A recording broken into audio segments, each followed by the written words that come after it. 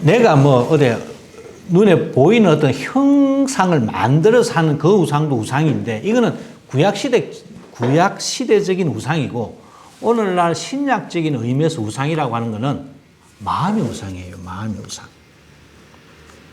내 마음이 주님을 사모해야 되는데 그 주님보다 더 많이 사모하는 게 있을 경우 그게 우상이라고 하는 것이죠.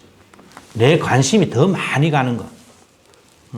내가 하나님보다 더 신경을 많이 쓰고 내가 더 관심이 많이 가고 그것 때문에 내가 돈과 시간과 나의 모든 것을 투자를 한다면 그것은 당신에게 우상입니다. 옛날에 용사마 한때 엄청 유행했을 때 우리 일본에 제가 그때 목회하고 있을 때 아주 멋있는 인류대학 출신의 아줌마가 집사님이신데 제가 볼 때는 전혀 그분은 전혀 그럴 안 그렇게 뭐 용사마 해서 막 그 당시에 일본의 그 중년 아줌마들이 엄청 갔거든요. 근데 제가 볼 때 이분은 전혀 안 그럴 것이다 라고 생각했던 그분도 나중에 이실직고를 하더라고. 우리 목사님 보시면 아실 텐데 내가 자기가 남이섬까지 한번 가본 적이 있다고. 그러니까 그만큼 이렇게 사람이 뭔가에 꽂히면 그래 되는 거죠. 그게 우상입니다. 우리 경상도 말로 꽂히면 그게 우상. 왜 다 꽂히면 그게. 이 우상이 첫 번째 나온다니까. 참 이상하게. 두 번째는 말입니다. 뭐냐면 성입니다. 성. 예. 이것도 남자 여자가 이제 이렇게 관계를 가지는 것은 올바른 의미에서 남자 여자가 관계를 가지는 것은 성경에서 죄라고 하지 않습니다. 남자 여자가 물론 다른 이상한 관계로 하는 것은 잘못됐지만 그 본래적인 의미에서 남자 여자와 관계를 가지는 것은 나쁜 게 아니에요. 그런데 이 바울이 하는 말은 그런 남녀의 관계의 문제가 아니고 남자가 남자를 여자가 여자를 레위기 20장에 나오듯이 남자가 남자랑 같이 여자랑 같이 자는 것과 같이 자면은 그것은 저주를 받는다라고 하거든요. 그 성경에 보면 남자가 여자랑 같이 자는 것과 같이 남자랑 같이 자면은 곤란하다는 겁니다. 여자도 마찬가지고. 레위기에 바로 나오잖아요. 그러니까 두 번째로 우상 숭배 다음으로 문제가 되는 게 이 동성애입니다. 동성애. 우리 개혁 성경은 그냥 순리를 영리로 행한다라고 이제 나오지만은 공동 번역을 보시면 정상적인 이 번역이 훨씬 이제 의역에 가까운 거예요. 의역을 해가지고 정상적인 성관계를 거꾸로 한다 이런 식으로 공동 번역은 아주 명확하게 번역을 하고 있어. 그러니까 사실 그대로. 개혁 개정은 거기 부분이 그냥 순리를 영리로 이 정도만 해놓았는데 공동 번역은 바르게 딱 그렇게 딱 보면 이게 동성애 문제구나라고 딱 알 수 있도록 바로 그렇게 번역을 해놓은 것이죠. 그만큼 동성애라고 하는 것은 오늘날의 문제만 아니고 이미 구약 성경을 그러니까 레위기가 기록될 그 당시부터 가정한 것 중에 하나였다는 것을 우리가 꼭 아셔야 됩니다. 이거는 성경이 반대한다 이런 정도 차원이 아니라 구약 성경이 기록될 그 당시 그러니까 구약 성경이 기록될 당시니까 그 이전부터 이미 사회적으로 문화적으로 엄청난 문제가 되고 있었다는 것이죠. 그거를 성경은 바로 이제 직언하는 거죠. 하지 말라고. 그거는 하나님이 원하시는 게 아니라고. 하나님은 남자와 여자를 만드셨고 남자와 여자가 관계를 하도록 한 것이 하나님의 창조 원리예요. 그거를 제가 그 아침 묵상에도 그렇지만 사람들이 요즘 이제 그 성차별법 그다음에 동성애를 이제 주장하는 사람들이 하는 말이 대개가 이런 논리거든요. 환경적으로 저 사람은 저럴 수밖에 없다. 또는 의학적으로 저 사람이 여성 호르몬이 많다, 남성 호르몬이 많다 이랬기 때문에 저렇게 된다는 거. 또는 그런 어떤 문화적이고 또는 관습적이고 또는 역사적인 의미에서 사람을 어떤 것이 순리다, 영리다를 정해요. 무슨 말씀이냐면 진리를 그렇게 정한다고. 진리. 우리가 이렇게 우리 수영에서는 돼지국밥 먹는 게 그게 진리다. 그러니까 이 진리는 이 수영에 사는 사람들에게 이거는 굉장히 중요한 것이기 때문에 우리가 지켜줘야 된다. 서울 사는 사람들은 돼지국밥을 잘 모른다. 이렇게 하면은 이해가 팍 오죠. 그와 똑같은 이야기입니다. 동성애를 하는 사람은 그 사람이 어떤 심리적으로 또는 어떤 사회적으로 아니면 자기 어떤 그 생물학적으로 남자인데 여자인 것처럼 돼서 뭐 이렇게 하고 뭐 이런 어떤 그런 접근으로 해서 이것도 정당하다는 겁니다. 남자가 여자를 좋아하는 것과 동일하게 남자가 남자 좋아하는 것도 똑같이 좋아하는 것이기 때문에 여기다 차별을 두면 안 된다는 뜻이죠. 그런 식으로 이제 우리들을 유혹을 하거든요. 그러면서 만약에 내가 여자를 좋아하는 거나 내가 남자를 좋아하는 거나 똑같이 좋아하는 것이기 때문에 여기에 차별을 두시면 안 된다는 것입니다. 그래서 사람들이 왜 남자가 남자를 좋아해? 라고 하는 그 말은 당사자들에게 심한 스트레스를 가져다 줄 수 있고 그게 바로 차별이다라고 하는 겁니다. 그래서 그런 걸 하지 말자는 것이죠. 그게 차별법 금지예요. 근데 그렇게 이제 요즘 사람들이 주장을 하지만 사실은 우리가 적어도 기독교인들은 그렇게 해서는 안 된다는 겁니다. 기독교인들은. 왜?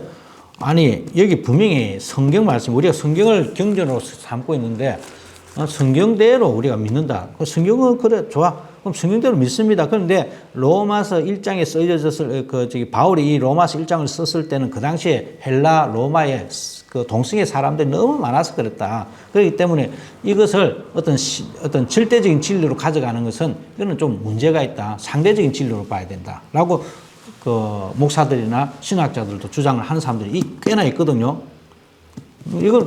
이거는 그 당시 그 일시적으로 일어났던 하나의 그 어떤 현상이기 때문에 이것을 오늘 21세기에다 바로 그것을 적용을 하는 것은 문제가 있다는 겁니다. 그 당시에는 이런 문제가 있었기 때문에 바울이 그렇게 말했지만 오늘날에는 또 다르다는 것이 사정이. 그런 식으로 이제 해석을 하시는 분들도 계시는데 물론 성경을 우리가 역사적으로 비판도 하고 역사적으로 읽어낼 필요가 있지만 그렇다고 해서 모든 것을 진리를 상대화시켜서는 곤란하다는 겁니다. 그러면 메시아도 그럼 우리가 상대화를 시키면 그렇게 생각하면 뭐 예수가 오늘날 2000년 전에는 예수가 우리의 메시아였으면 오늘날은 문재인이가 메시아가 될 수 있겠네?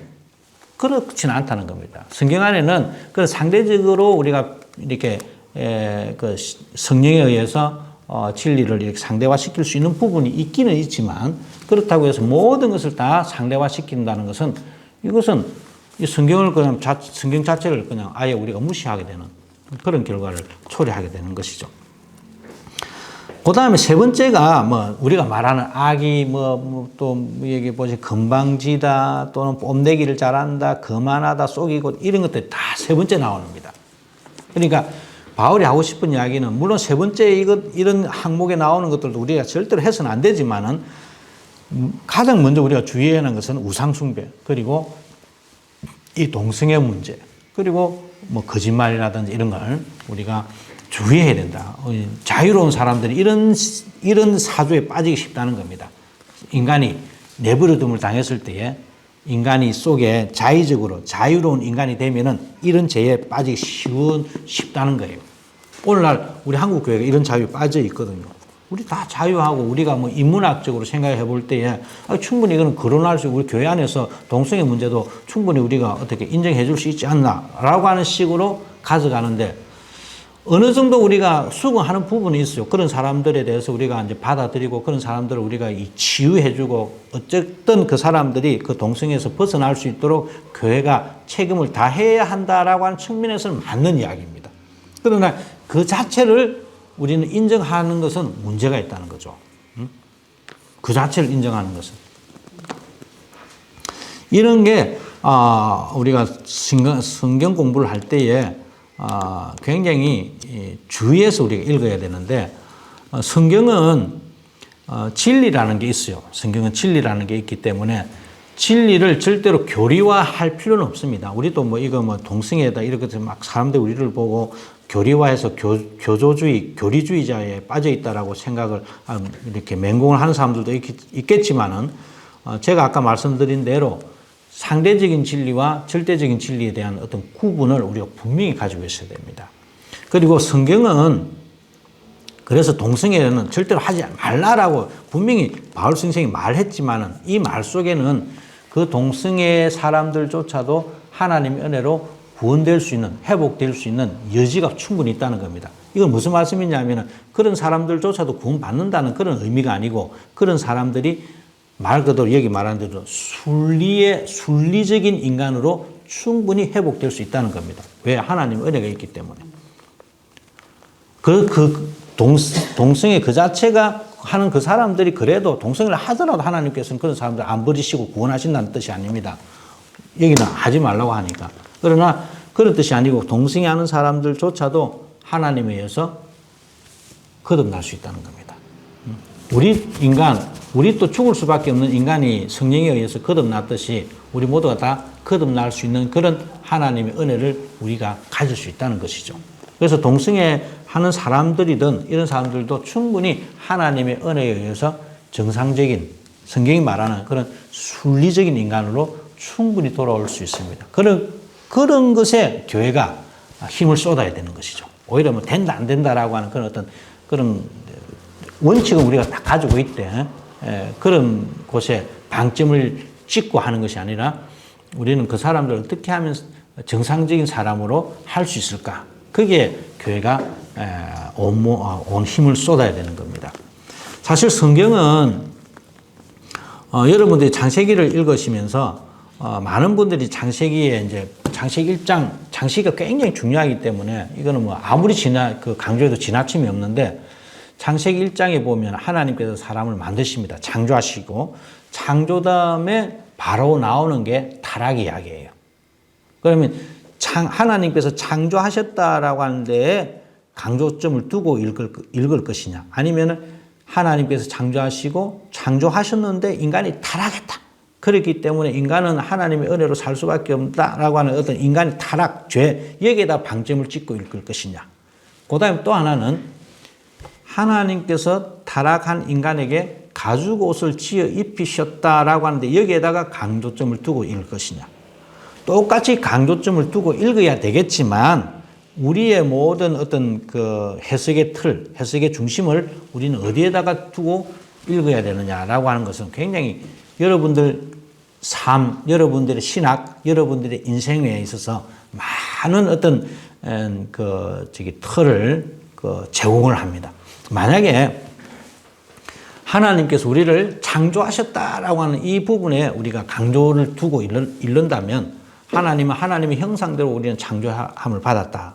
그렇기 때문에 나는 하나님의 피조물이다라고 하는 자기의 어떤 정체성에 굉장히 좋은 도움을 줄 수가 있어요. 아까 우리 말씀드렸지만 어떤 분들은 진화론을 주장을 합니다. 자, 진화론을 주장을 한다고 해서 그 사람에게 내가 진화된 존재다라고 해서 자기의 어떤 삶의 가치를 느낄 수가 있을까요? 그런데 당신은 하나님께서 어떤 목적에 의해서 하나님께서 당신을 창조하셨습니다라고 하는 이 창조론을 우리가 만약에 믿는다면 내 삶의 가치가 훨씬 달라집니다.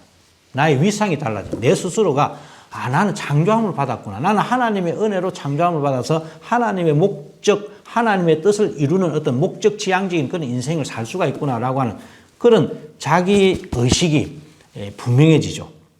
그런데 진화론을 주장하면 그런 의식이 나올 수가 없습니다. 그냥 진화했으니까 나는. 진화된 존재이기 때문에 나는 뭐 진화론이 옳든 뭐 창조론이 옳든 그거는 차치하더라도 어느 쪽이 우리의 인생에 도움이 되느냐 하면 창조론이 훨씬 도움이 되죠. 당신은 그냥 존재하는 사람이야 라고 말하는 것보다 당신은 하나님께서 이러이러이러한 목적으로 하나님께서 당신을 창조하셨습니다 라고 하는 그 믿음이 있다면 훨씬 내 삶의 가치가 달라지는 거잖아요. 이 창조론과 진화론의 차이점이에요. 우리가 성경을 읽을 때 항상 조심해야 하는 부분은 이 창세기도 마찬가지고 아까 로마서도 마찬가지지만은 로마서를 바울이 써내려갈 때에 하나님께서 이런 사람들은 내버려 두셨구나. 그래가지고 우상을 섬기고 동성애를 하고 이런 나쁜 짓을 하는구나 라고 하는 사실을 바울은 예수님 다메섹 도상에서 예수 그리스도를 만나기 이전에는 이런 사상에 대해서 별로였습니다. 아주 좀 우리가 평신도적으로 쉽게 제가 말씀을 드리자면 자기가 예수님을 딱 영접하고 나니까 우상을 해서는 안 되는구나. 이 동성애가 이렇게 나쁜 거구나. 그리고 이런 불이다, 교만이다, 이런 것들이 정말 하나님 앞에 해서는 안 되는 것이구나라고 하는 사실을 자기가 은혜를 입고 난 다음에 깨달은 신앙 고백입니다. 지난 시간에 우리 신앙 고백에 대해서 공부를 했듯이 마찬가지 그게 그렇습니다. 우상 숭배를 하면 안 돼라고 하는 어떤 전제가 있어서 너는 절대 우상 숭배를 하면 안 된다라고 하는 이런 전제가 있어. 이거를 가지고 내가 생활을 해보니까 정말 우상 숭배는 하면 안 되네. 이렇게 깨달은 것이 아니라 하나님의 은혜를 깨닫고 보니까 이거는 하면 안 되네라고 하는 그런 깨달음이라고 하는 겁니다. 창세기도 마찬가지로 창세기도 하나님이 창조하신 걸 보고 모세 할아버지가 쓴 게 아니고 자기가 이 모세오경 창세기를 쓴 사람들이 자기가 삶을 살다 보니까 나는 과연 뭘까? 우리는 과연 뭘까? 우리 민족이란 과연 어떤 민족일까? 우리 식구란 어떤 식구일까? 우리 가족이란 어떤 가족일까? 자기에 대한 어떤 이해를 막 추구했단 말입니다. 그러다 보니까 하나님의 은혜로 우리는 하나님께서 우리 민족을 창조하셨구나. 하나님께서 우리 가정을 창조하셨구나. 하나님께서 나라고 하는 김산대기를 만세전에 이렇게 창조하셨구나. 라고 하는 그런 나는 창조되었다라고 하는 것을 성령의 인도하심으로 자기가 고백을 한 거예요. 이거 우리 아셔야 됩니다. 하나님이 창조하신 것을 보면서 그 성경 기록자가 쓴 게 아니라는 겁니다. 어디까지나 자기의 신앙에서 나오는 겁니다. 신앙에서. 그런데 이러한 하나님의 창조도 내가 창조함을 받았구나라고 하는 이 사실에서 우리가 출발해야지. 뭔가 하나님 창조하셨습니다. 그렇기 때문에 창조를 믿으세요 해서 그래 믿어야 되나 하면서 이렇게 가면은 이게 안 다가옵니다. 내 삶에 실존적으로 안 다가와요. 마찬가지로 죄도 그렇습니다. 죄 문제도. 죄라고 하는 것을 자기가 죄가 어떤 것인지 자기 스스로 깨닫고 보니까 이게 죄구나라고 하는 것이 느껴오는 거죠. 하나님 안 믿으면 죄야. 이웃 사랑 안 하면 죄야. 이런 거. 그래 죄지. 그렇지. 이 정도밖에 안 와. 내 마음에 와닿는 게. 그런데 실제적으로 자기가 하나님의 은혜를 깨닫고 보면은 우상숭배 진짜 하면 안 되는 거구나 이거. 그리고 이웃을 내 몸과 같이 사랑하지 않으면 안 되는 거구나. 이게 다가온다는 겁니다.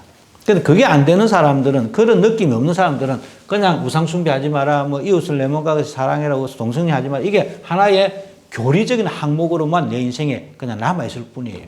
교리적인 항목으로. 그래서 예수쟁이는 그런 거 안 하잖아. 이 정도로 끝나는 겁니다. 그거는 내한테 은혜가 안 돼요. 이건 절대로. 그러다 보니까 사람을 너 우상숭배 하지 말라는데 왜 우상숭배 해? 이런 정죄의식만 우리 속에 가득 남게 되는 것이죠. 왜 은혜를 경험 안 하고 그 율법적인 항목들만 쫙 나열해가지고 그것들만 내 마음속에 있으니까 저 사람 동성애 하지 말라는데 동성애 안 해. 저 사람 나쁜 저 죄인이네. 이런 그러니까 이웃을 정죄하는 데 엄청 빠르고 이웃 정죄하는 일에 자기가 앞장서다 보니까 자기 스스로는 자기가 죄가 없다는 어떤 의미에서 이제 그런 교만이 이제 싹 트게 되는 것이죠. 그러니까 율법 우리가 저번에 처음인가 공부했을 때 성경의 이론도 복음에서 율법으로 가야지 율법에서 복음으로 가면 절대로 안 되는 겁니다. 이런 이유가 있는 거예요. 그리고 율법 죄를 지었고 이제 3장 4장에 가면은 인간의 이제 타락이 나오잖아요. 타락도 우리가 아담과 하와가 선악과를 보고 저것을 먹었다. 먹으니까 이제 하나님께서 그러잖아요. 다 아시는데 하나님 다 저놈들이 지금 저걸 먹어서 다 아는데 알매도 불구하고 하나님께서 아담아 내가 어디 있느냐라고 찾으시잖아요. 그럼 왜 그랬을까요? 이거는 어떻게 보면 하나님의 인자하심을 그대로 드러내는 모습이거든요. 내가 너 죄 짓고 지금 숨어가지고 지금 벌벌 떨고 있는 거 내가 안다. 나온나? 내하고 이야기 한번 해보자. 네 죄가 조음같이 붉을지라도 충분히 눈과 같이 희게 될 수 있어. 나와봐. 그 숨지 말고. 말을 하자면 이런 뜻이에요. 그 말 속에는. 너가 어디 있느냐. 이게 가인이 그 동생을 아벨을 죽였을 때도 마찬가지입니다. 내가 어디 있느냐라고 물어보거든요. 내가 우리 동생 지키는 사람입니까? 인간은 그러니까 하나님과의 그 대화를, 그러니까 하나님께서 용서의 손길을 내밀을 쓸 때에 인간은 그 용서의 손길을 뿌리친 것이죠. 아니, 당신이 여자만 안 만들어줬으면 내가 딱 안 이랬을 때 당신이 괜히 여자 만들어가지고 그 여자 때문에 내 인생이 완전히 지금 끝났잖아요, 이거. 그 여자한테 딱 말하니까, 하나님, 지혜롭다는 등 뭔가 그놈의 자식 때문에 지금 말이지. 그러니까 하나님께 그냥 오히려 하나님, 내가 정말 참 미안합니다. 내가 당신이 먹지 말라고 했던 그 선악과를 제가 그냥 호기심에서 먹었습니다. 먹었는데, 내가 용서해 주시면, 우리 쉬운 말로, 이렇게 했으면 우리가 이렇게 지금 이 모양 이 꼴로 이렇게 고생 안 하고 살아요. 지금도 지금 다 빨가보고 그 에덴 동산에 진짜 행복하게 잘 살았을 텐데 이게 이 고생이란 말입니다.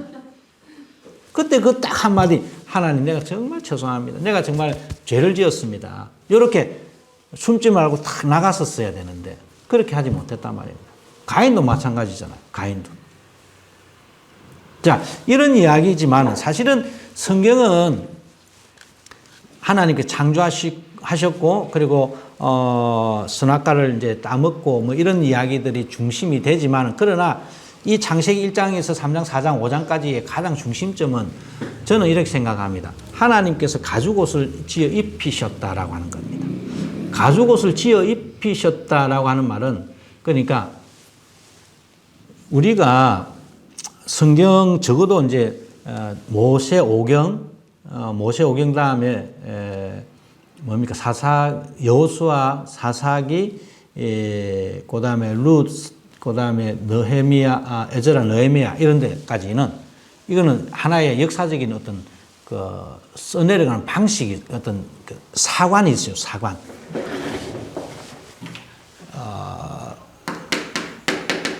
역사관이에요. 역사관. 이거는 무슨 역사관이라고 하냐면 흔히 신명기 역사관이라고 합니다. 신명기 역사관이라고 하는데 신명기는 이거예요. 한마디로 말하면 너가 순종하면 복을 받고 불순종하면 벌을 받는. 이건 완전 권성징악. 이게 말하자면 신명기 역사관입니다. 창세기에서부터 느헤미야까지 이런 식으로 기록이 되어 있는 겁니다. 느헤미야가 아니고 열왕기 상하까지. 그러니까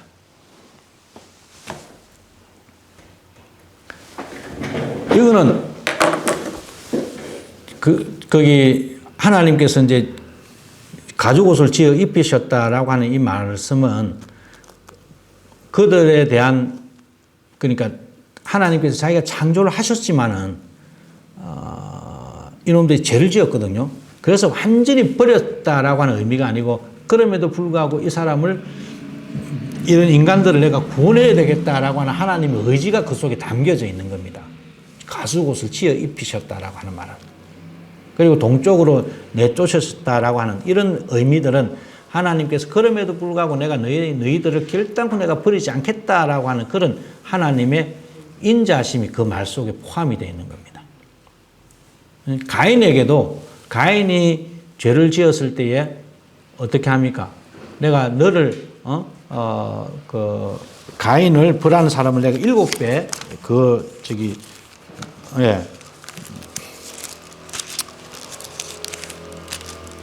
보시면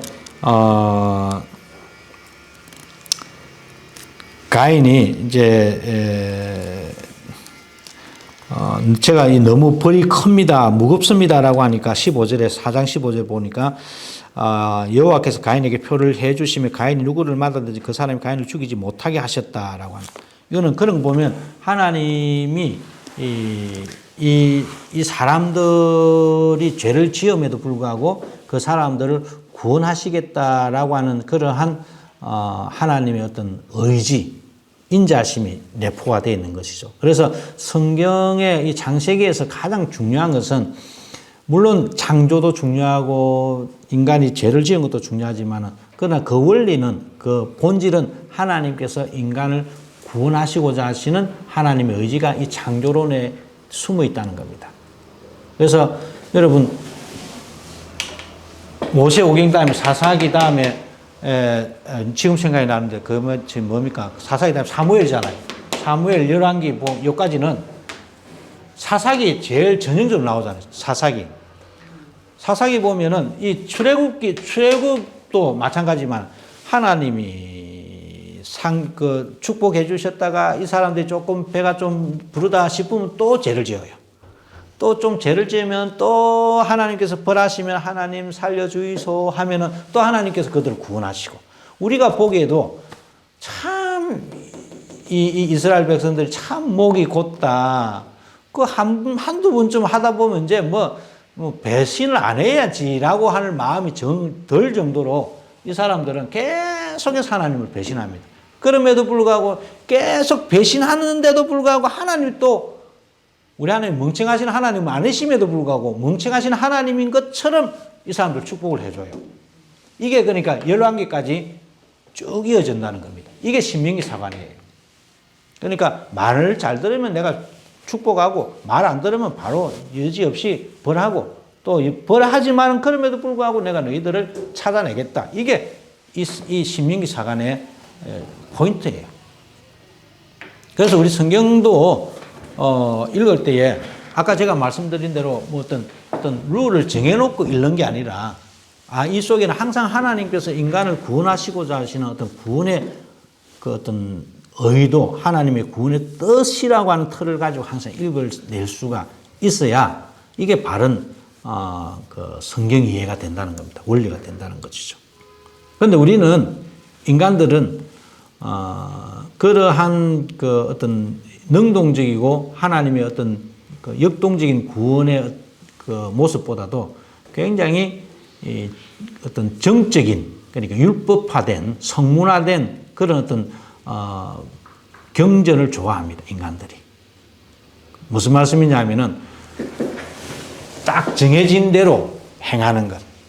정해진 대로 행하는 게 나쁜 건 아니겠지만 우리가 정해진 대로 행한다는 말은 굉장히 유도리가 없어진다는 말입니다.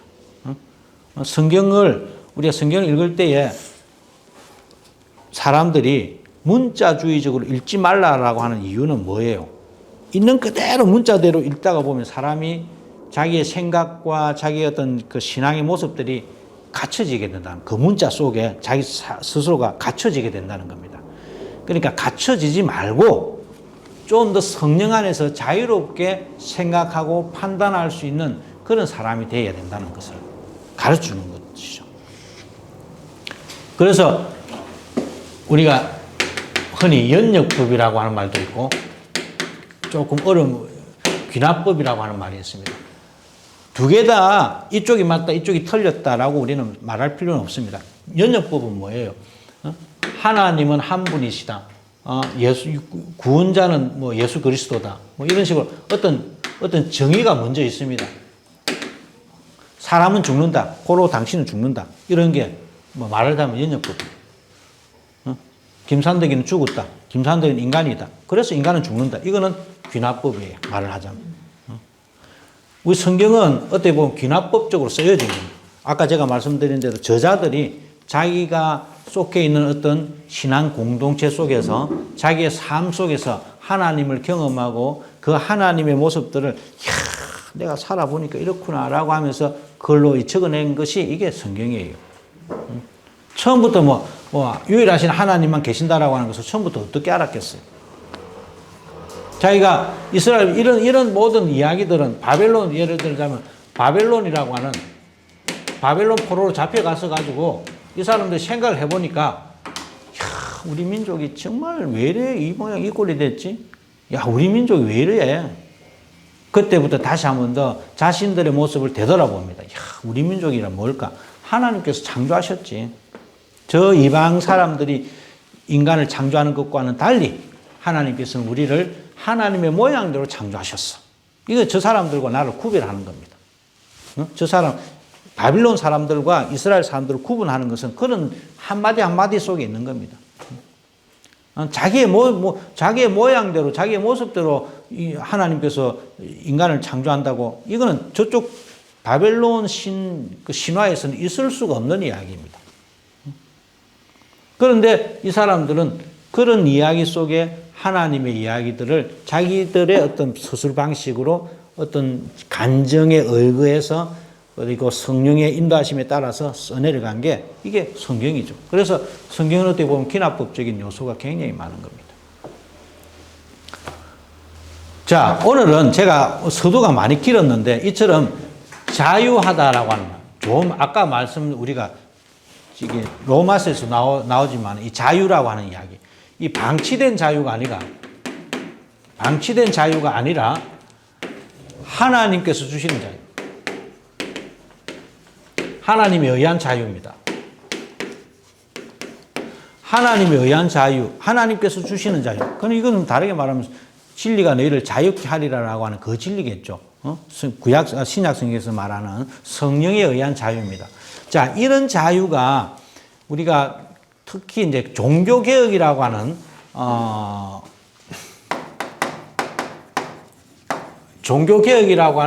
하나의 사건을 통해서 역사 속에서 크게 이렇게 나타나요. 이런 성경에서 말하는 이 자유를 우리가 어떻게 깨닫게 되었느냐라고 한다면, 역사적으로만, 교회 역사적으로 볼 때는 종교개혁에서 우리가 깨달을 수가 있습니다. 그래서 종교개혁이 엄청 중요한 거죠. 예수님이 세상에서 이제 승천하시고 33년에 승천했다라고 한다면, 그동안 고대가 있었고, 만약에 중세가 있었다라고 합시다. 1517년에 종교개혁이 일어난다라고 합니다. 1517년에. 여러분, 우리가 믿는 것을 개신교라고 합니다. 개신교. 영어로 말하면 프로테스탄트 아니면 탄티즘이라고 하기도 합니다. 프로테스트라고 하는 말은 항거하다라고 합니다. 항거 또는 우리 데모한다는 그런 뜻입니다. 프로테스트. 누구에게 데모했느냐 하면은 말하자면 반대 사람들에게 데모했다는 뜻입니다. 그래서 그때부터 프로테스탄트라고 하는 이름이 이제 나왔어요. 이것에 대해서는 우리가 알 필요는 없지만은, 그러나 이름이 그렇게 유래했다라고 하는 것을 여러분들이 아시면 좋습니다. 자, 요 당시만 해도, 요 때까지는 이 지구상에 가톨릭만 있었어요. 가톨릭만 있었는데, 이 가톨릭은 라틴어로만 사용합니다. 라틴어로만 예배를 드렸어요. 라틴어. 오늘날에도 잘 사용하지 않지만은 라틴어를 가지고 예배도 드리고 집례도 하고 다 했기 때문에 일반 민중들은 교회 가도 저 목사님이 지금 무슨 말씀을 하는지 잘 몰랐어요. 왜냐하면은 유럽 사람들이 그 당시엔 다 유럽만 있었기 때문에 프랑스 사람들은 어느 나라 말 합니까? 프랑스 말 할 거 아니에요. 독일 사람들은 독일 말 할 거 아니에요. 이태리 사람은 이태리 말 할 거고, 영국 사람들은 영어 할 거고 할 텐데, 교회만 가면 유독 이 사람들이 그 나라, 자기 나라 말을 사용하면 될 텐데, 다 라틴 말을 하는 거예요. 그러니까 일반 학교 안 다녔던 일반 백성들은 교회 가면은 무슨 말하는지 몰라 가만히 있다가 그냥 아멘 하면 아멘 하고 집에 돌아와야 돼. 말하자면 이런 시대가 지속이 됐단 말입니다. 그러니까 좀 우리가 좀 나쁘게 말해서 목사님이 좀 나쁜 이야기 해도 아멘이야 다 무조건. 그러면 안 되잖아요. 응? 요즘에도 뭐 보면 뭐 목사님들이 뭐 이상한 소리 해도 막 우리 뭐 아줌마 집사님들 다 아멘 아멘 하는데 그렇게 하면 안 됩니다. 함부로 아멘 하면 안 돼. 아멘 했단 말이에요. 그런데 이거를 이제 16세기라고 하는데 이 16세기가 되면 이쪽에 사람들이 머리가 이렇게 트여져요. 우리 여기 계신 분들 가운데는 이제 옛날에 이렇게 중학교, 고등학교 또는 뭐 대학교 다니면서 들었던 이야기들이 조금 생각이 날지 모르겠는데, 이럴 때는 이제 흔히 이제 뭐 여러분 들어보시는가 모르겠는데, 르네상스라고 하는 바람이 불었어요. 르네상스라고 하는 말은 뭐냐면, 르라고 하는 말은 다시라고 하는 뜻입니다. 다시. 영어 보시면 영어에도 앞에 조사가 좀 있고 뭐 이렇게 영어가 있기 때문에 앞에 리자가 붙으면 대개가 remember 하면 다시 생각나다. 리가 붙으면 다시 제자를 생각하시면 맞습니다. 르네상스라고 하는 말, 네이스라고 하는 말은 태어나다라고 하는 말입니다. 태어나다. 이거는 라틴어에서 온 건데 태어나다. 그러니까 다시 태어나다. 다시 태어난다라고 하는 말을 조금 멋있게 해서 르네상스라고 했다. 그렇게 생각하시면 됩니다. 어쨌든. 무엇이 다시 태어나는데? 자, 무엇이 다시 태어나냐면은 이때를 기준해서, 그러니까 16세기, 15세기, 16세기 뭐 요럴 때 무슨 일이 다시 태어나느냐면은 모든 분야에 어떤 그 털이 부서지고 새롭게 형성이 되었다라고 생각을 하시면 됩니다. 예를 들자면 이때까지만 해도 사람들은 지구가 중심이고, 지구가 있으면 태양이 돈다라고 생각했단 말입니다. 지구는 움직이면 안 되지. 지구는 딱 있고 저 태양이 돌고 또 달이 돌고 막 그렇게 생각을 했단 말입니다. 그랬는데 이즈음에 코페르니쿠스라고 하는 사람이 나타나가지고 야야야야 그거 쓴 거짓말이 교회에서 가르치는 그 거짓말인 것 같아. 태양이 중심이고 지구가 돈다 이렇게 말했단 말입니다. 그러니까 지금은 우리가 이게 이제 뭐 아주 그냥 다 아는 사실이지만은 그 당시에는 이 이야기 했다가 뭐 많은 사람이 이단으로 몰리기도 하고 쫓겨나가기도 하고 심지어 죽는 사람들이 사형에 처해가지고 교회에서는 지금까지 교회 사람들 목사님들도 사제들도 다 지구가 중심이고 태양이 돈다라고 생각을 했었는데 어떤 이상한 놈이 나타나가지고 뭐 지구가 돈다는 놈 하니까 야 이게 큰일 났구나 이게. 말을 하자면 그러한 오늘날 코로나와 같은 그런 어떤 팬데믹이 일어난 거예요. 이거는 역사, 그러니까 천문학에서 이런 일이 일어나고 의학에서는 사람을 해부해가지고 사람에 대해서 어떤 엄청난 해부학이 그때부터 처음에 나와요. 하여튼 16세기 때 이미 사람 해부학이 나옵니다. 또는 종교는 조금 있다 그러고 또 예술 분야에서는 저번에 제가 한 말씀드렸지만은 이 중심이 달라집니다. 사람이 중심이 돼요. 사람이. 요 때까지만 해도 사람이 중심이 안 됐습니다. 그림에 또는 음악이라든지 그림이라든지 동상이라든지 이것에 사람이 중심이 안 됩니다. 되면 안 돼요.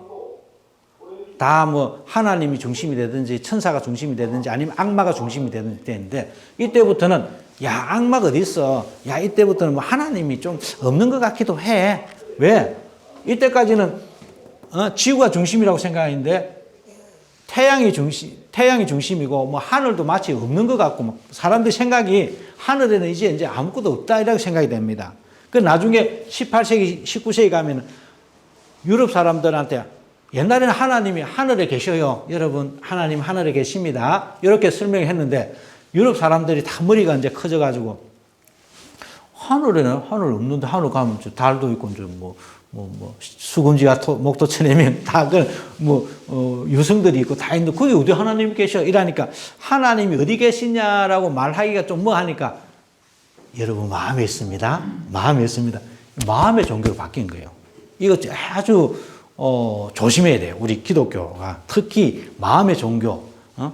사람이 일리가 있어요. 그래, 다 틀린 말은 안 합니다.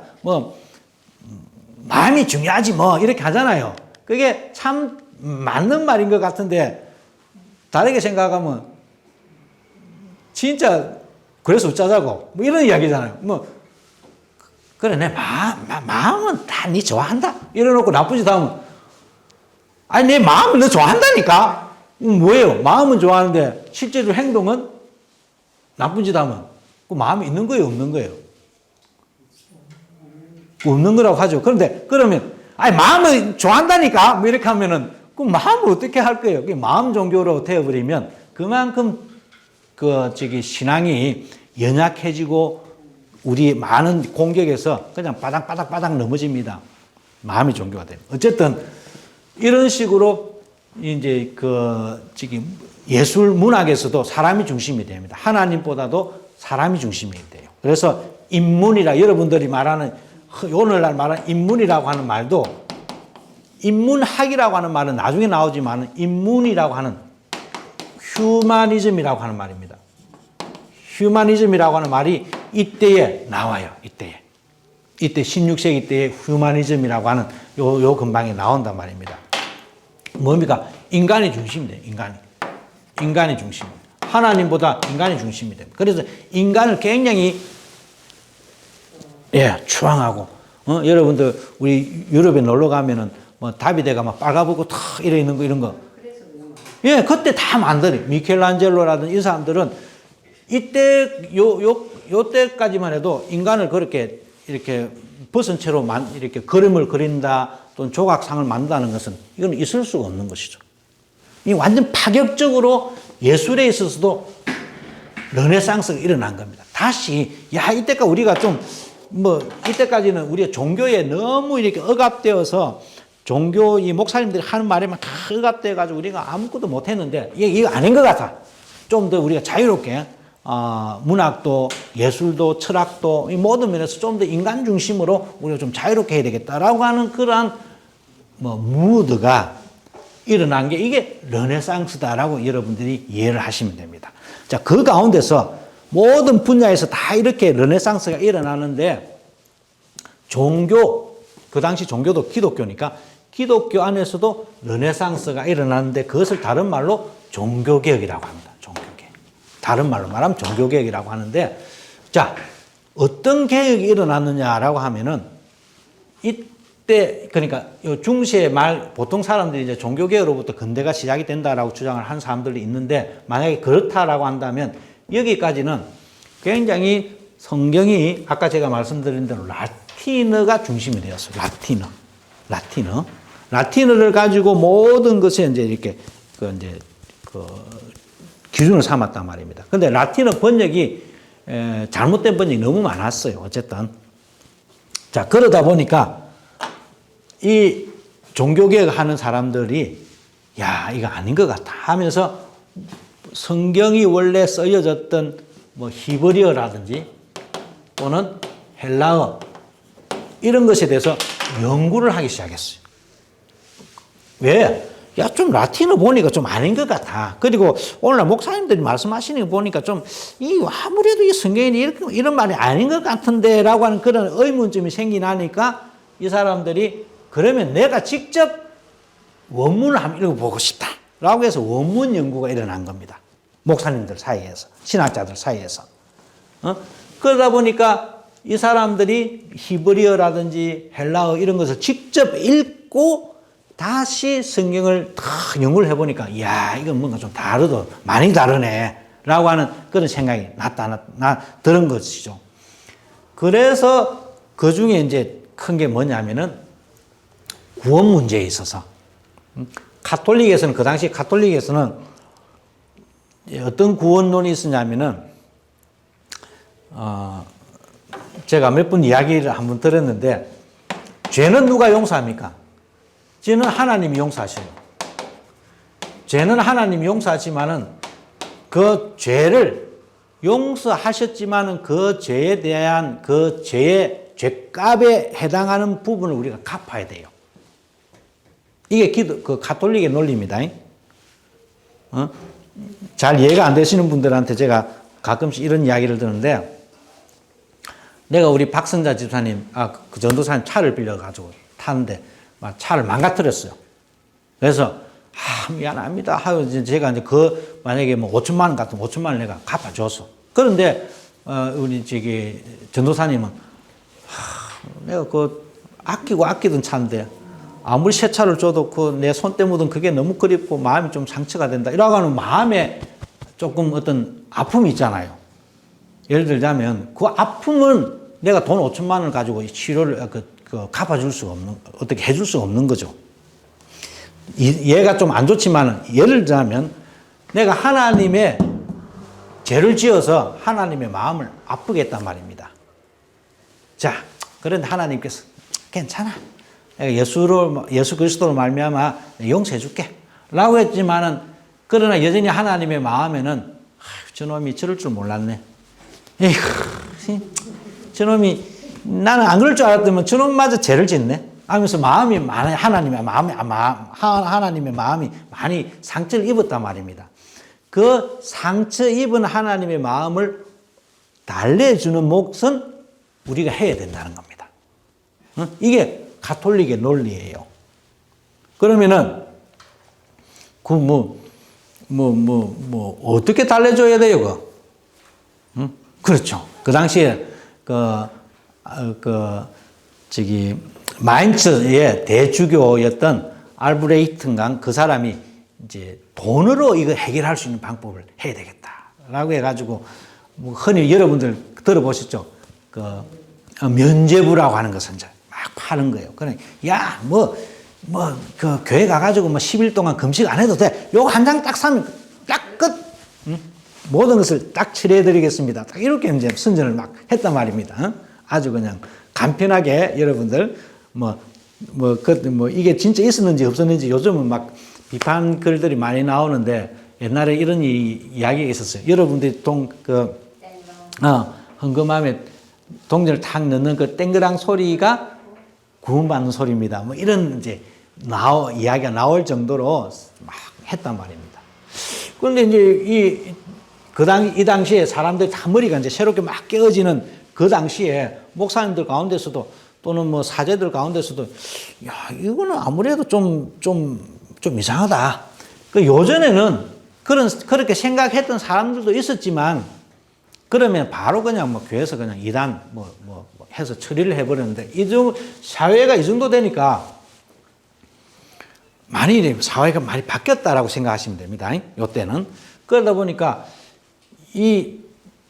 루터라고 하는 어떤 이제 아주 유명한 이제 사제가 있었는데, 이분이 이제 생각을 해보니까, 이건 좀 아닌 것 같다라고 해서 성경을 연구하다 보니까 믿음으로 말미암아 구원을 받구나.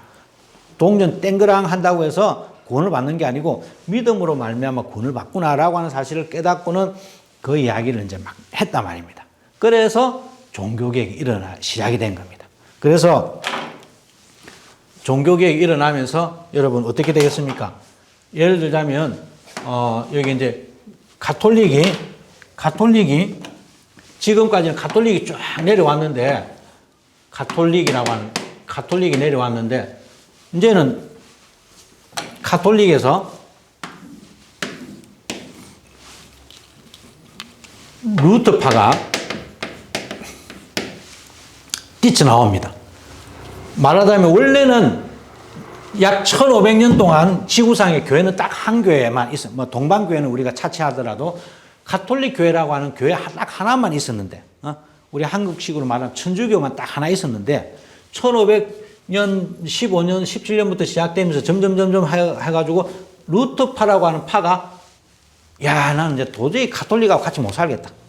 딴 사람을 차린 거예요. 말하자면. 뛰쳐나왔단 말입니다. 그래서 기독교 안에 교파가 2개 생긴 거예요. 2개. 우리 성도님들이 잘 모르는 분들이 계시는데, 이걸 잘 이제 아시면 좋습니다. 가톨릭에서 이제 뛰쳐나왔습니다. 그러니까 가톨릭 사람들이 이 사람들 보고 뭐라 그러겠어요? 저 인간 정말 저 이단이다, 저 이단. 그럼 루터파 사람들은 뭐라고 그랬어요? 저 사람들 보고. 야, 너가 이단이다, 너가. 이 돈으로 어떻게 구원을 사고 팔고 해? 믿음으로 말미암아 구원을 받지. 우리야말로 진짜 정통이다. 해가지고 둘이 다 뭐 이렇게 당연히 치고받고 싸우겠죠. 그런데 루터파가 나왔지만 루터파가 나오는 것으로만 끝나는 게 아니고 루터파에서 또다시 말하자면 여러분들이 많이 들어보신 개혁파라고 하는 것이 또 나옵니다. 개혁파. 또는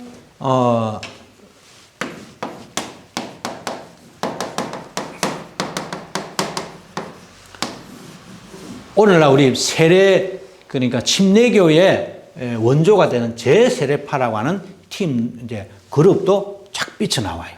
그러니까 벌써 말하자면은 뭐 요 정도 되면은 가톨릭, 루터, 개혁, 제세례파 이거 외에도 또 많이 있지만은 벌써 이렇게 파가 벌써 하나, 둘, 셋, 네 파가 됐죠. 그러니까 16세기에 교회가 이렇게 네 개로 나뉘어졌다라고 생각하셔도 됩니다, 여러분들은. 자, 그러면 우리 오늘 여기 계신 여러분들은 대개가 다 이제 뭐 대한예수교 장로회에서 오신 분들이 많으니까 제가 알기로는 대개가 다 신학적으로는 개혁파에 속하는 교회입니다. 개혁파. 우리 사무장님 다닌 교회도 다 개혁파에 속하는 교회입니다. 뭐 목사님들 이야기하면 우리는 뭐 복음주의적 개혁교회, 뭐 개혁주의적 뭐 이런 다 이야기를 하기 때문에 다 개혁파에 속합니다. 자, 제가 뭐 다 이야기는 해드릴 수가 없고 이 개혁파는 어떻게 해서 생겨났느냐 이 부분에 대해서만 조금만 더 이야기를 할까 합니다. 개혁파는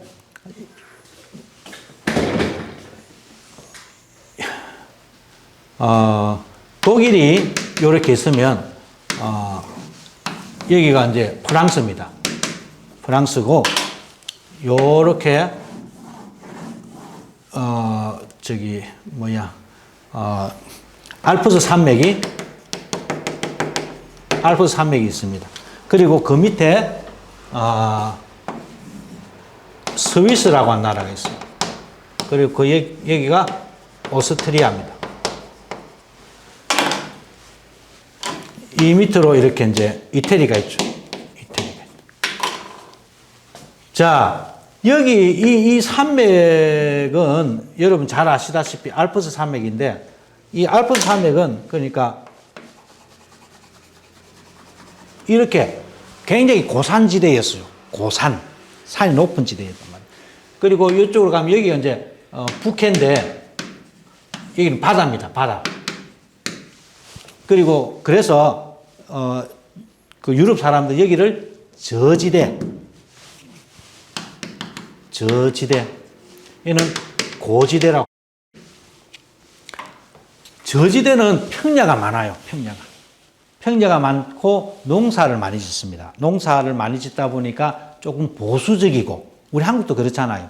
농사 많이 짓고 막 그 사람들이 이렇게 평평한 평야가 많은 곳이 대개가 좀 보수적인 경향이 많습니다. 여기는 산이 많다 보니까 이 마을에서 저 마을 가려고 하면은 힘들어서 못 가요. 뭐 산을 한 두 개 넘어놓고 우리 한국 산 같으면 그래도 그나마 낫지만 여기는 다 막 뾰족뾰족 해가지고 한번 가려고 하면 이거 뭐 아주 힘들죠. 그래서 이제 이 도시들이 이렇게 산 사이에 아주 발달되어 있기 때문에 그러다 보니까 이 도시들이 각각 자치도시로 발전을 많이 했어요. 자치도시. 도시 하나 자체가 하나의 의회를 구성하는 하나의 독립적인 도시로 발전을 했단 말입니다. 요 저지대는 도시국가이기보다는 영주가 있는 영토가 많았습니다. 영주가 있어서 굉장히 넓은 땅을 영주 한 사람이 있어서 거기에 소장농을 끼고 살았단 말입니다. 여기는 이쪽이 저지대는 그쪽이 많고 이쪽으로는 도시가 많이 발달되어서 도시 문화가 형성이 많이 되어 있었어요. 그리고 이 이태리가 있으니까 우리 저기 이상필 목사님 있다가 온 동네가 여기 밀라노가 북쪽으로 조금 있는데 여기입니다. 밀라노 바로 옆이 무슨 베네치아 맞지? 베네치아 그 요 밑에 피렌체가 있어요. 이쪽이 왜 유명하냐면은 옛날에 이 그 십자군 전쟁 때부터 이미 여기 무역이 엄청 왕래했어요. 무역이. 그래서 선진국은 여기입니다. 옛날에는 선진국이 요 16세기 때만 해도 선진국은 유럽이 아니었어요. 유럽은 아주 막 그냥 피 철철 흘리는 그 고기는 그거는 먹고 말지. 옷도 면옷을 못 입었었어요. 거의. 아주 가난한 동네였는데. 그런데 여기는 저 인도에서 이렇게 오는, 아까 우리 조금 이야기 나누었듯이 인도에서 오는 이 뭐 향신료, 비단, 면, 이런 아주 고급진, 아주 여기가 선진국이었죠. 그래서 이 문물들이 이렇게 옵니다. 그래서 베네치아 이쪽으로 와서 여기서 가죽, 이 면, 이 밀라노의 패션 이런 것들이 그 당시부터 유명해진 거예요. 제가 아는 바로는. 어쨌든 여기에서 이런 많은 물건을 이제 떼온 사람 할머니들이 옛날에 보따리 장사, 우리 부산에 제가 일본에 갈 때만 해도 그때만 해도 보따리 장사가 꽤 많았습니다. 80년도만 해도 할머니들이 막 우리 저 관부 페리 타고 엄청 물건 가지고 가가지고 코끼리 밥솥 사가지고는 한국에서 막 몇 배 주고 팔고 말이지. 그것도 더 한번 살 거라고 또 우리 한국 아줌마들 또 돈 많은 아줌마들 그 똑같은 현상이 일어났죠. 그래서 그런데 여기에서 물건을 뗐는데 조금 우스운 이야기지만은 이거를 여기를 이제 북유럽이라고 합니다. 북유럽. 이 알프스 우회를 북유럽이라고 그래요. 북유럽으로 가져가려고 하면은 이게 어마어마하죠. 왜냐하면 이 산길을 간다는 것은 이거 뭐 목숨 내놓고 가야죠. 이거는 또 눈이 그렇게 많은데 그 알프스 산맥을 어떻게 가겠습니까? 그러니까 여기서 예를 들자면 한 돈 100만 원짜리가 여기 가면 뭐 한 돈 1000만 원 이상 가는 거죠. 그러니까 여기는 도시들이 많이 발달했는데 이 도시들에는 다 술집이나 여관이나 뭐 이런 곳이 많이 발달했죠. 그러니까 태폐 문화가 엄청 성행했다는 겁니다. 제네바 옛날에 칼빈이라고 하는 제네바 종교개혁을 일으켰던 그분도 그 동네에 뭐 술집을 하여튼 내가 다 잊어버렸는데 그만큼 술집 또 사창가도 많았고 많았단 말입니다. 나쁘게 보면 그렇지만은 좋게 보면 뭡니까? 굉장히 돈이 오고 가고 많았다는 겁니다. 엄청나게 돈이 많아요. 그러니까 이 한 도시가 가지고 있는 이 파워는 여기에 있는 큰 영주들이 가지고 있는 파워하고는 게임이 안 됩니다. 여기는 말 그대로 무슨 수저? 금수저. 자기 부모 잘 만나가지고 이제 귀족이 되어서 이제 자기는 그냥 영주라고 해서 어험하고 있어서 땅만 넓고 농사 지어가지고 이제 들어오는 수입이잖아요. 그런데 여기는 우리 오늘날도 농사 지어가지고 그 돈 벌이는 거하고 이 상업에서 돈 벌이는 건 많이 차이 나잖아요. 그 마찬가지로 여기는 돈이 엄청 많았습니다. 각 도시마다. 각 도시마다 돈이 많으니까 이쪽에 대표하고 영주하고 게임을 하면은 이쪽이 훨씬 더 센 거죠. 말하자면 경상남도 도지사랑 부산시장이랑 좀 그런 게 있잖아요. 예를 들자면. 그거 마찬가지죠.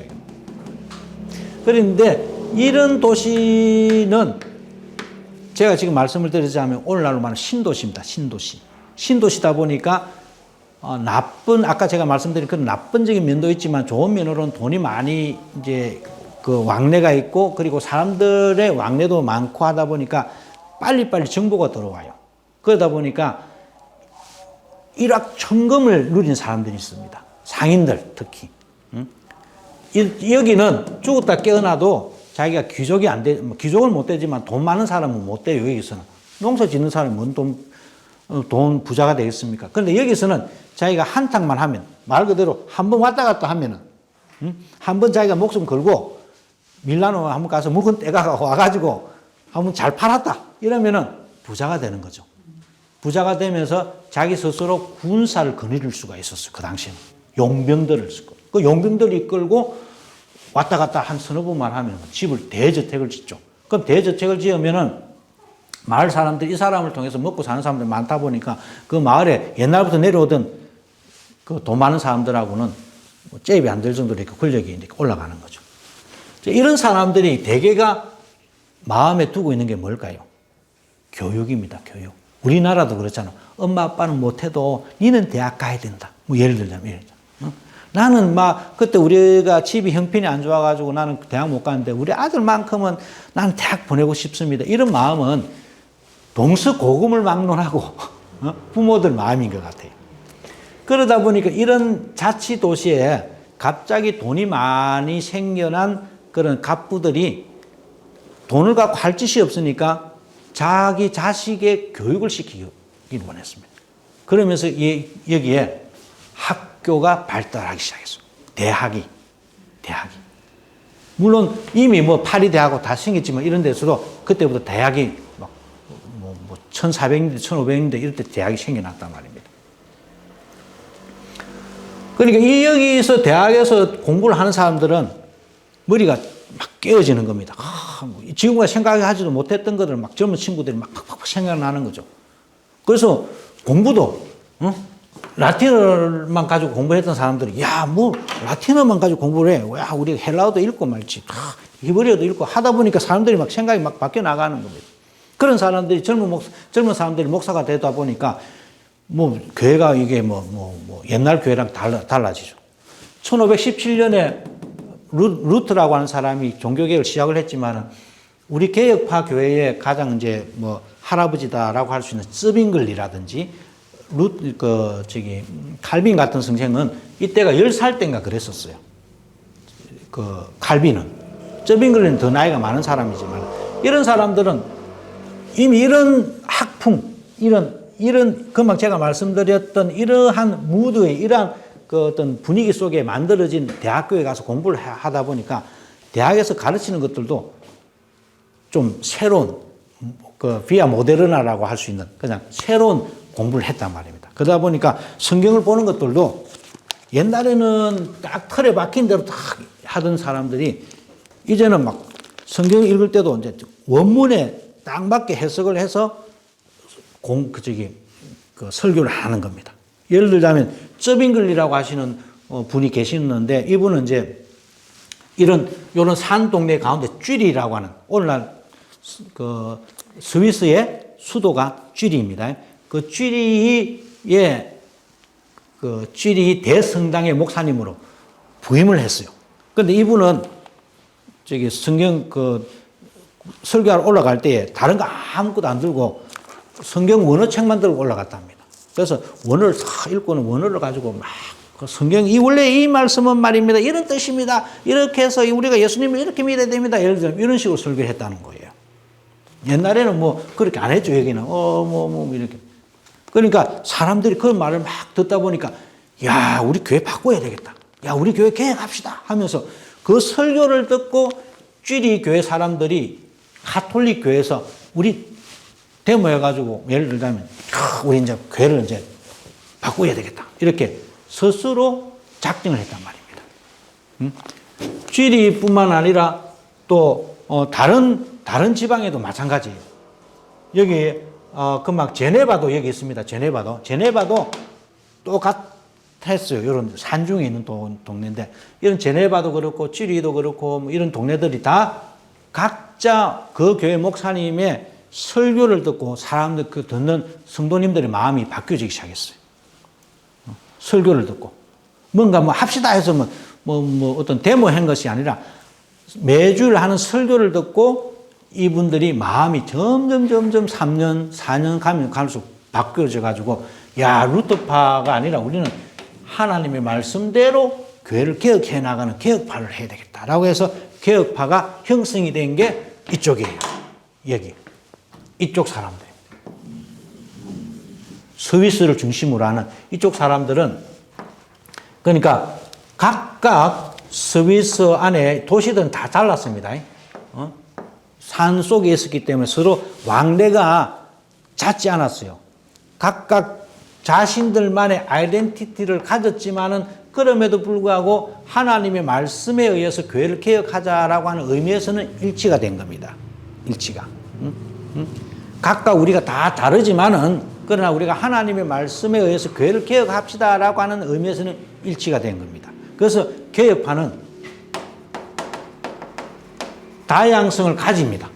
나 다르고 당신 다르고 당신 다르고 당신 다르고 다 달라. 그 개성, 당신들이 커왔던 그 환경, 그 역사를 우리가 존중하되 그러나 하나님의 말씀이라고 하는 이 말씀 안에서 일치가 되어서 교회를 개혁해 나아갑시다라고 하는 그 신학이 개혁파 신학입니다. 그래서 다른 데는 뭐 루터주의, 주의가 있지만 개혁주의라고 하는 단어는 사실은 없습니다. 개혁주의라고 하는 단어는 개혁주의라고 하는 말은 없어요. 성경에 역사 속에 나오지 않습니다. 이거를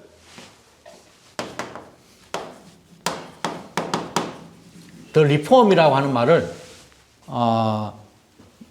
그 한자로 고칠 때에 마땅한 단어가 없으니까 개혁주의라고 고친 거죠. 그런데 사실은 이게 잘못된 번역입니다. 개혁, The Reform이라고 하는 말은 개혁파 또는 개혁교회 또는 뭐 이런 식으로 번역하는 게 올바른 번역이죠. 왜 그렇게 하냐면은 어떤 주의, 어떤 노선에 함몰되지 아니하고 언제나 하나님의 말씀에 의해서 역동적으로 살아있는 그런 교회를 우리가 꿈꾸자라고 해서 개혁파 교회인 겁니다. 아까 제가 초두에 우리가 말씀을 나누었듯이 우리는 하나님 안에서 자유합니다. 하나님 안에서 자유하다라고 하는 말은 하나님의 말씀에 의해서 항상 내가 오픈되어 있는, 개혁되어질 수 있는, 내 자신이 바뀌어질 수 있는 그런 여지를 남겨놓은 신학이기 때문에 개혁 신학이다라고 말씀을 드릴 수가 있는 것입니다. 뭐 딱 하나 정해놓고 우리는 무조건 죽어도 우리는 이렇게 하겠다라고 하는 것 그런 어떤 측면도 중요하지만은 그러나 때로는 성령 하나님의 인도에 의해서 인도하심을 받아서 과감히 우리가 버릴 거는 또 버리고 자기 자신을 개조해서 바꾸어 나갈 수 있는 그런 어떤 풍성함, 여유로움이 있는 신학이 바로 개혁파 신학입니다. 그래서 우리 부산고백교회뿐만 아니라 여러분들이 다니는 교회들도 언제나 하나님의 말씀에 의해서 개혁되어져 가는 그런 교회를 꿈꾸는 것이야말로 하나님이 가장 원하는 그런 교회가 아닐까 우리 개혁파 신학은 원하고 있다는 겁니다. 그래서 창세기 1장에서 우리가 1장, 2장, 3장에서도 보았듯이 거기서도 인간이 하나님께서 인간을 창조하셨다 또는 뭐 타락했다 이런 어떤 교리적인 측면도 중요하지만은 그럼에도 불구하고 그런 가운데서 가장 마지막에 하나님께서 하고 싶었던 이야기는 성경의 저자가 하고 싶었던 이야기는 창조됨을 받았고 은혜를 입었지만 그럼에도 불구하고 인간이 타락했는데 그 타락한 인간을 하나님께서 버리지 아니하시고 계속해서 하나님께서 자기 자신으로 불러주시는 그 인자하신 하나님을 우리가 읽어낼 수 있는 신학. 이것이야말로 바른 신학이다. 그런 신학에 반열에 서 있는 것이 개혁신학이다. 라고 오늘 여러분들이 이해를 하시면 좋을 것 같습니다. 감사합니다. 오늘 강의는 이것으로 마치겠습니다. 감사합니다. 아이고.